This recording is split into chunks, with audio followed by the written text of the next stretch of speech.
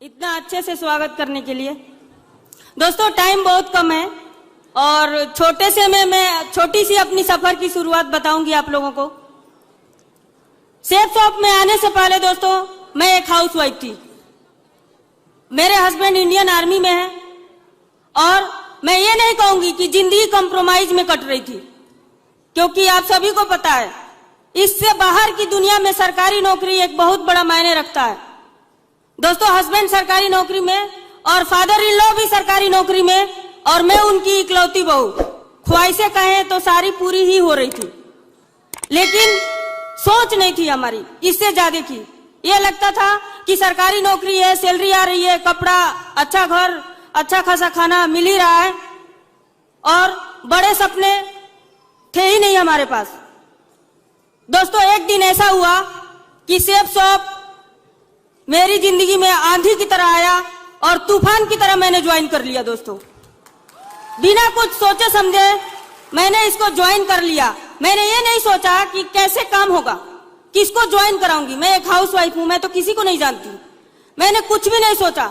लेकिन दोस्तों, बोलते हैं ना कि जो कुछ भी मिलना होता है जिंदगी में वो मिल ही जाता है।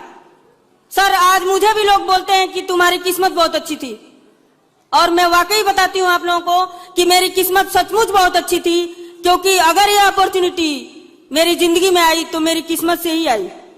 बाहर ऐसे बहुत सारे लोग घूम रहे हैं जिनको प्लान ही नहीं मिल रहा है कि वो ज्वाइन करेंगे। दोस्तों, आप सोच के देखिए, मैंने अपने सफर की शुरुआत की और छोटे से बच्चा, मैंने ये भी नहीं सोचा कि मेरे पास एक छोटा सा बच्चा है, मैं कैसे उसको संभालूंगी और बाहर जाऊंगी, कैसे काम करूंगी। मैंने बिना कुछ सोचे समझे ज्वाइन किया था दोस्तों। लेकिन जब मैंने इस सफर की शुरुआत की, मैंने प्लान दिखाना शुरू किया, फॉलोअप करना शुरू किया, बच्चे को संभाल के, बच्चे को लेके ही मैं प्लान और फॉलोअप करने जाती थी। दोस्तों, जो हमारे गेस्ट होते थे उन्हीं के घर पे सुला देती थी और उसके बाद सेल भी निकाल के ले आती थी। लेकिन दोस्तों, आप सोच के देखिए, जो लेडी सब्जी खरीदने भी बाहर नहीं निकली थी घर से, हस्बैंड ड्यूटी जाते थे और बाहर से सारी चीजें मुझे ला के दे देते थे, मैं घर में खाना बनाती थी, घर और बच्चे का ध्यान रखती थी। मैं गोल्ड लेवल पे थी जब मेरे हस्बैंड यहाँ से ट्रांसफर जा रहे थे। हमारे पास दो ऑप्शन था। मैं जब से मेरी शादी हुई थी 7-8 शहरों में घूम चुकी हूँ उनके साथ। जहां जहां ट्रांसफर होता था हम अपना बोरिया बिस्तर उठाते थे और चल देते थे। लेकिन हमने फैसला किया एक छोटे से लेवल पर ही कि मैं अब आपके साथ नहीं जाऊंगी। मेरा टाइम खत्म हो गया शहर शहर भटकने का, क्योंकि मेरी जिंदगी में एक बहुत बड़ी अपॉर्चुनिटी आ गई है और इसी में मैं अपना कैरियर बनाऊंगी। दोस्तों, हस्बैंड ट्रांसफर किसी और शहर चले गए और मैं अकेले दिल्ली शहर में अपने बच्चों को संभालते हुए, घर को संभालते हुए, उसका स्कूल देखते हुए और अपने टीम को टाइम दी। दोस्तों, लोग बोलते हैं कि कामयाबी इतनी आसानी से नहीं मिलती है, कुर्बानियां देनी पड़ती है।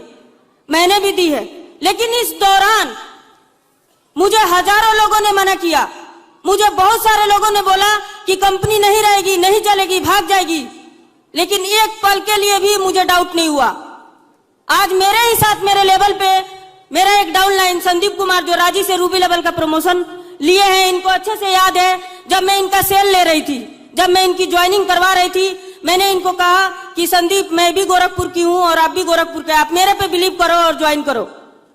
संदीप अपने मैनेजर को बताए थे, वर्लपुल में जॉब करते थे। इनके साथ साथ पेमेंट लेके आए और साथ साथ मैनेजर भी पीछे पीछे आया था और मेरे सामने ही बोल रहा था कि संदीप 8,000 फंस जाएंगे, तेरे 1 महीने की सैलरी है, सोच ले, इस लेडी पे भरोसा मत कर, ये देखने में हिटलर लग रही है।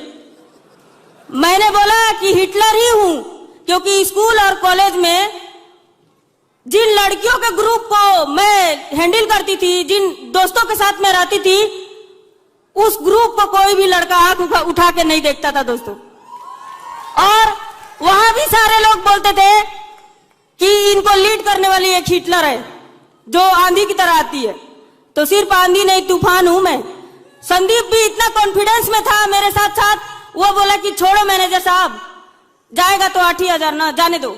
मैंने बोला संदीप, इसके जैसे ना 10 मैनेजर खरीद सकता है और आज संदीप गवाह है इस बात का कि इसके मैनेजर की जितनी सैलरी होगी उससे 20 मैनेजर की सैलरी होगी, उतना संदीप आज कमाता है। और कब का छोड़ चुका है वो पीछे। दोस्तों, प्रेम कुमार आज एमराल्ड का प्रमोशन लेंगे मेरी टीम से। जब मैं प्रेम को ज्वाइन करा रही थी तो बहुत सारे लोगों ने बोला कि ये छोटा सा लड़का ये कुछ नहीं कर पाएगा। मैंने बोला ये कुछ करेगा नहीं, ये डायमंड बनेगा। आप लोगों को पता ही नहीं है, हर एक एसोसिएट जिनमें मैं अपना डायमंड देखती हूं, और आज वो एमराल्ड का प्रमोशन लेने वाला है। दोस्तों, आप लोग खुद देखोगे। और एक शानदार लीडर है, एक शानदार ट्रेनर है। दोस्तों, बात कहूं तो इतना विश्वास था मुझे, आज भी है, हमेशा रहेगा।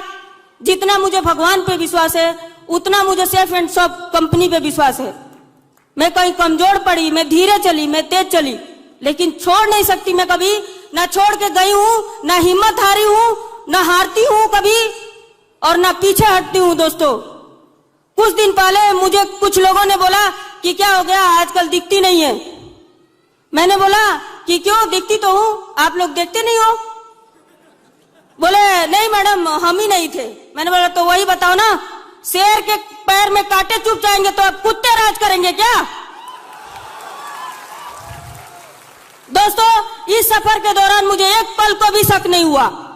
लोग सोचते हैं कि कंपनी भाग जाएगी। आज बहुत सारे डायमंड स्टेज पे थे और सबके साथ वही समस्या थी।